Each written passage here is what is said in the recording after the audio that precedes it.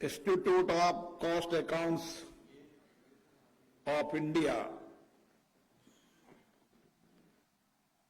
जिन्होंने अपने 2 दिवसीय सम्मेलन में बदलते परिप्रेक्ष्य के अंदर किस तरीके से मेरा विकसित भारत 2047 विषय पर आप 2 दिन तक चर्चा करेंगे, मंथन करेंगे, अपने अपने विचारों और दृष्टिकोणों को रखेंगे और एक रोड मैप तैयार करेंगे कि हमारी संस्था का क्या योगदान हो सकता है कि माननीय प्रधानमंत्री जी का संकल्प मिशन को पूरा करने में हम भी महत्वपूर्ण भूमिका निभाएं। इस कार्यक्रम में आज हमारे बीच में लोकसभा के वरिष्ठ सदस्य, जो कई बार जिनको मंत्री पद का लंबा अनुभव है, 7 बार के मेंबर ऑफ पार्लियामेंट हैं, अनुसूचित जनजाति क्षेत्र के कल्याण की कमेटी के भी चेयरमैन हैं, श्री पुगन सिंह जी कुलस्ते, हमारी नई दिल्ली की लोकसभा सांसद जो तेजस्वी है, जो अपने विचारों के साथ, अपने संकल्प के साथ परिवार की दृष्टि से भी जो कुछ उन्होंने जीवन में सीखा है, अनुभव प्राप्त किया है, उसने अपने विचारों को संसद में बखूबी तरीके से रखती है। सुश्री बांसुरी स्वराज, चेयरमैन NIRC, श्री संतोष पंजी, मित्तल साहब, राकेश यादव जी, जीवन चंद जी, मनोज कुमार आनंद जी, नवनीत कुमार जैन जी, RS भाटी जी और इस संस्था से जुड़े हुए सभी वरिष्ठ सदस्यगण, नौजवान विद्यार्थी साथियों, ये संस्थान एक ऐसी संस्थान है जिसने भारत के अंदर वित्तीय पारदर्शिता के साथ किस तरीके से हम लागत कम कर कर हमारे उत्पादन को बढ़ा सकते हैं, उसका बेहतर मैनेजमेंट करने का काम ये संस्था के सदस्य करते हैं। और इन संस्था के सदस्यों के अनुभवों का लाभ देश की आर्थिक प्रगति के अंदर, संस्थान की पारदर्शिता के अंदर और संस्थान की लागत कम कर उत्पादन बढ़ाकर देश के आर्थिक जीवन में परिवर्तन करने का काम, बहुत बड़ा काम किया है। और इसीलिए आपकी सामर्थ्य का, आपकी क्षमता का, आपके मैनेजमेंट का, आपका विजन का बहुत बड़ा लाभ देश को मिल रहा है। और जिस तरीके की आपकी भूमिका है, निश्चित रूप से आपकी भूमिका से आने वाले समय के अंदर भारत में आर्थिक निवेश बढ़ेगा, दुनिया के अंदर आज भारत का सामर्थ्य बढ़ा है, भारत की ताकत बढ़ी है,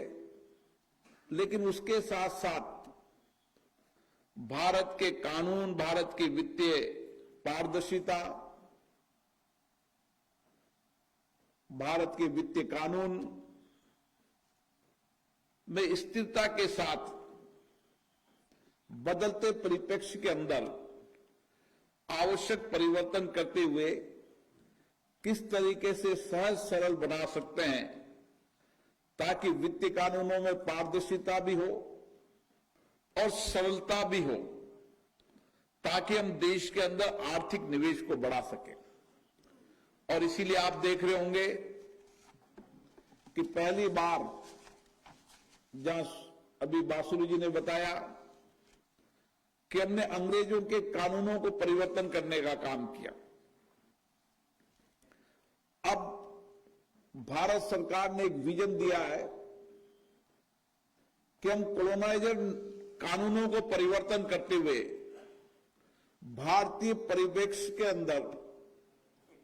भारतीय आर्थिक के आधार पर हम कानूनों को बदलने का काम भी करें और जो कानून आवश्यक नहीं उनको रिपेल करने का भी काम करें।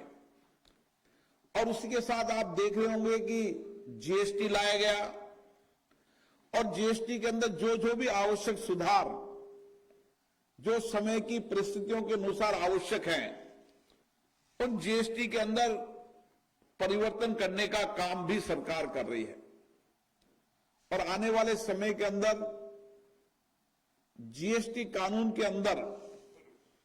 पारदर्शिता हो, व्यापारियों, उद्योगपतियों, काम करने वालों को सुविधा हो, इस दृष्टि से भी समय समय पर आवश्यक विचार विमर्श करते हुए नए कानून लाने का काम सरकार कर रही है। और दूसरी तरफ आईटी एक्ट, वर्षों के आईटी एक्ट के अंदर जो जटिलता थी, कठिनाइयां थी, उस जटिलता कठिनाइयों को कैसे ठीक किया जाए, उसके लिए संसद में एक समिति बनी है। जो संसदीय समिति देश के सभी स्टेक होल्डरों से चर्चा कर कर, विचार विमर्श कर कर हम किस तरीके का आईटी एक्ट बनाएं, जिस आईटी एक्ट के अंदर सरलता भी हो, सुविधा भी हो, पारदर्शिता भी हो, और जो टैक्स देने वाले लोग हैं, जो इस देश के अंदर भारत की प्रगति में उनका योगदान है, उनको पारदर्शिता भी मिले। मुझे अभी आप लोगों ने चर्चा की है, निश्चित रूप से एक बड़े स्टेक होल्डर हो आप लागत मूल्यांकन के साथ, वित्तीय पारदर्शिता के साथ एक बेहतर तरीके से काम करते हैं। निश्चित रूप से समिति आपको भी सुनेगी और आपके सुझाव को भी प्राप्त करेगी।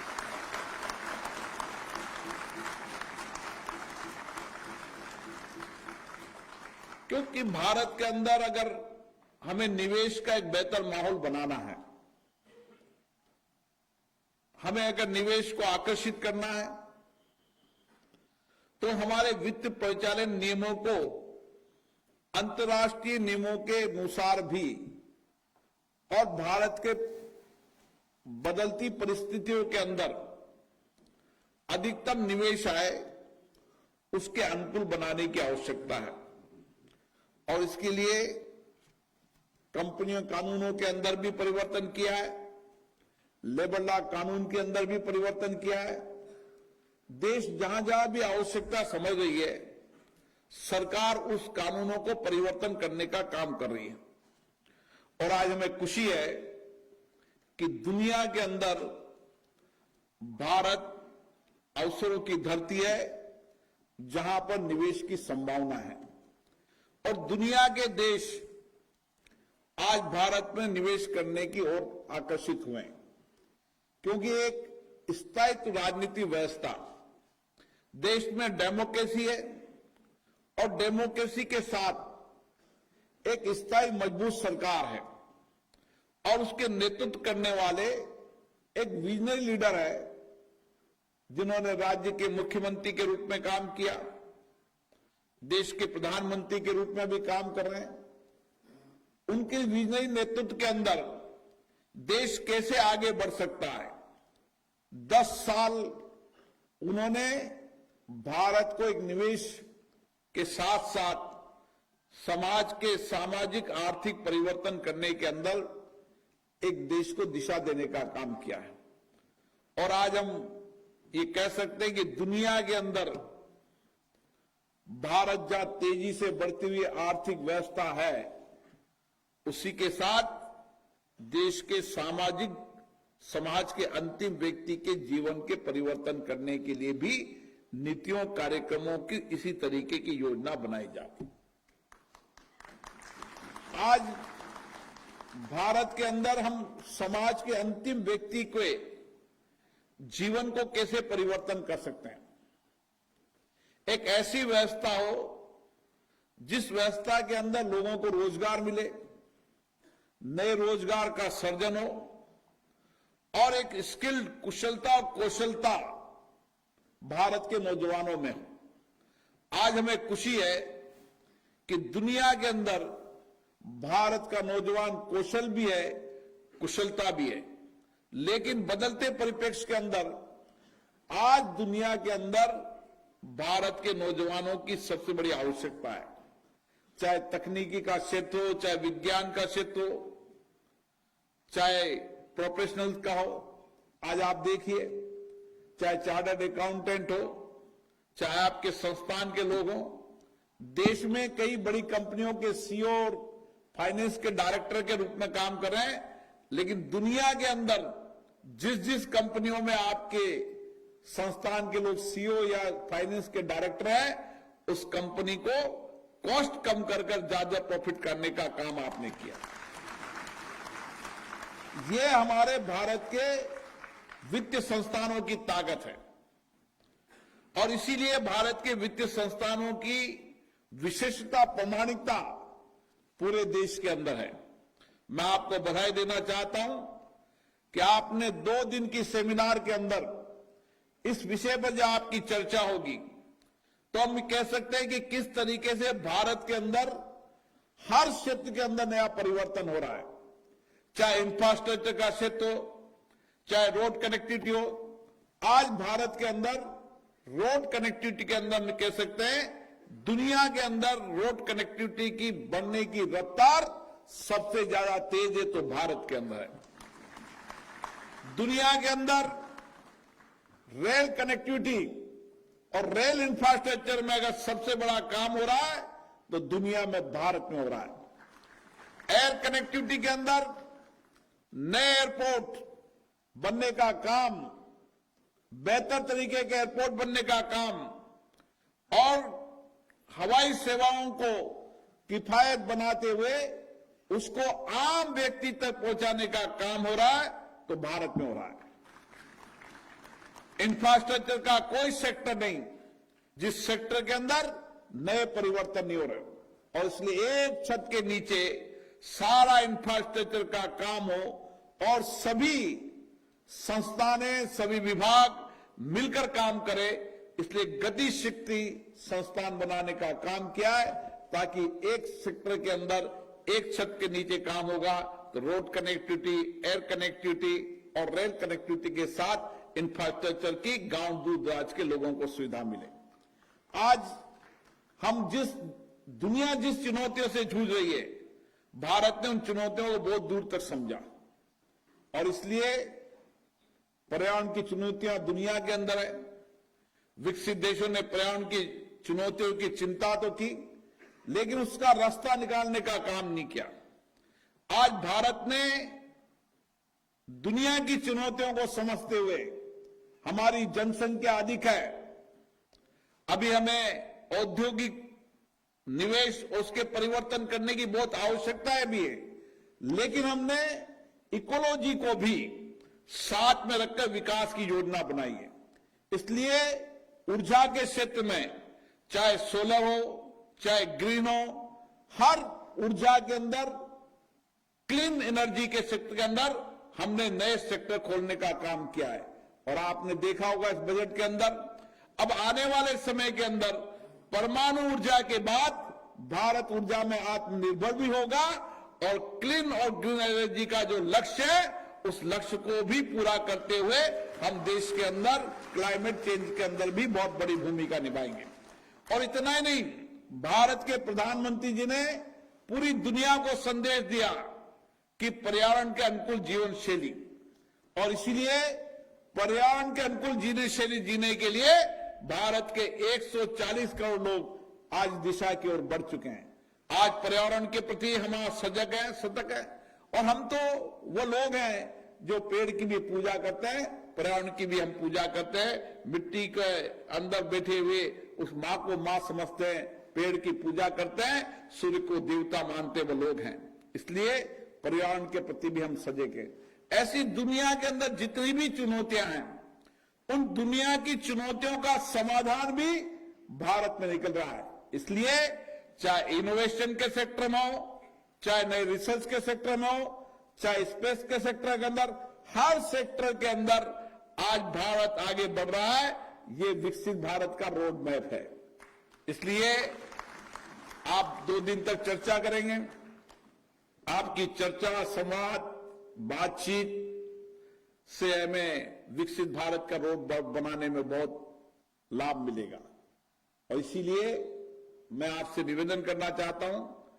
कि आप दुनिया के परिप्रेक्ष्य के अंदर भारत में जो परिवर्तन हो रहा है और उस परिवर्तन की क्या दिशा हो सकती है, क्या रोड मैप हो सकता है, ताकि हम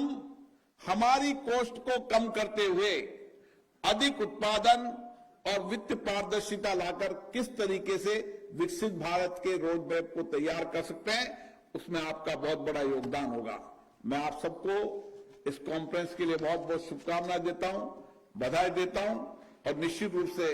जब 2 दिन का चर्चा, संवाद, मंथन के बाद जो आपका पेपर बनेगा, वो निश्चित रूप से भारत की सरकार को भी, अन्य संस्थान को भी एक मार्गदर्शन करने का काम करेगा। आप सबको बहुत बहुत शुभकामनाएं। धन्यवाद।